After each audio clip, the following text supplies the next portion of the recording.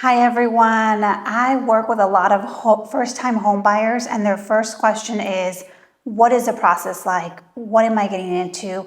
They're scared. They want to know what to expect, and I want to go over a little bit of what that entails. So when you are buying a home, the first step is to get a pre-approval from a lender. What that means is you go to a loan officer like myself and you say, hey, what do I qualify for? We pull credit, we look at income documents, we look at how much you have for the down payment, and we come up with a qualification based on your profile. After the pre-approval process begins the shopping process. So we start looking for a home. Once we find a home, we submit an offer. Now, when submitting an offer, we have to be very competitive and submit a strong offer to make sure our offer is accepted. Offers might include possibly, increasing the purchase price, possibly asking for seller concessions, having the buyer close in a smaller window of time, just different factors that make your stronger offer. That could be 5 days inspection period versus a 10-day inspection period, things like that. A real estate agent can help you through this process. I myself am also a real estate agent, so that's something I can help you with as well.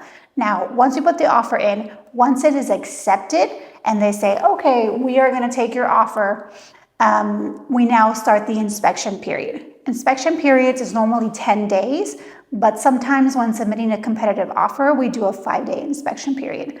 What that means is you have 5 to 10 days, depending on what you write in your offer, to inspect the property.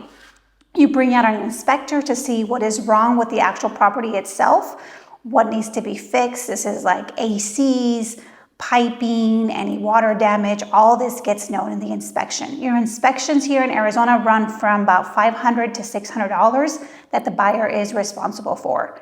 After we pass the inspection period, then we start the appraisal. The appraisal is not the same as the inspection because this actually evaluates the other properties around your home, and it comes up with a figure of how much your home is worth, or in that case, how much the seller's home is worth, to make sure you are paying according to market value for this property. Now, once we pass the appraisal period, we now move into waiting for the loan to be processed by underwriters. So underwriters will process your loan. This is something your lender does.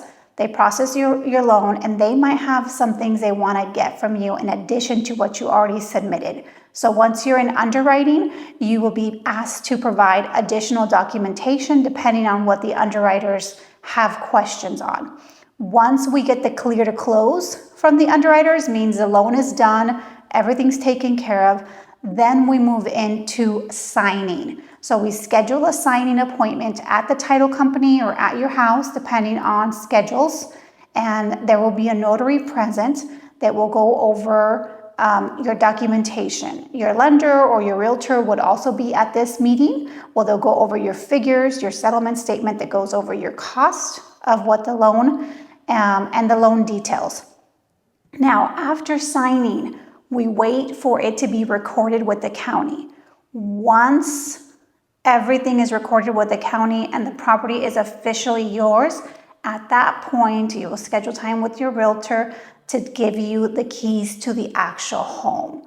And once you have keys to the home, at this point, now it is yours, your responsibility to pay your mortgage payment, your HOA, or your solar payment if you have solar panels. Now, you want more tips about the home buying process? Click the subscribe button below and follow me on my YouTube channel.